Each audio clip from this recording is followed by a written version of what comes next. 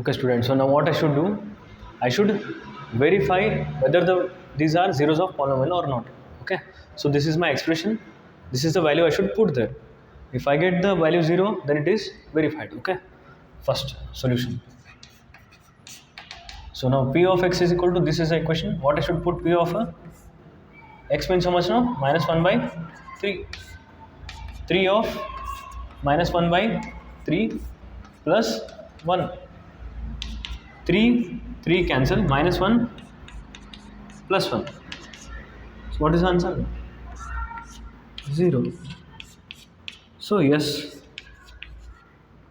it is a 0 of polynomial is satisfied. Okay. Next, same. So p of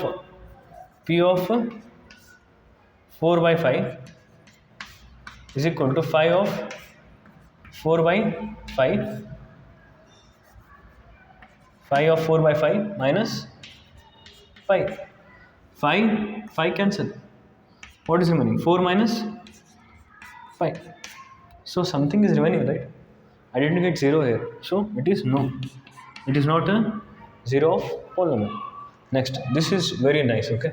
P of 1. First minus 1 I will do. 2 is your homework. Sit and do that. Okay.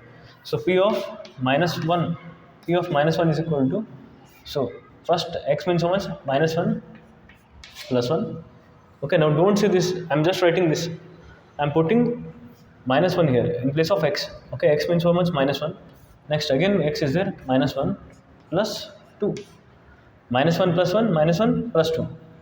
Minus 1 plus 1 cancel. 0. Yes or no? Minus 1 plus 1, 0. I got 0 here. Next, now what I'm getting here in this bracket? Minus 1 plus 2, 1. 1 into 0, 0. 0. So answer is yes. This is also zeros of polynomial. You put 2. 2 plus 1, 3. 2 plus 2, 4. 3 into 2, no. I will not get the answer. I only said that. But do practice that, okay?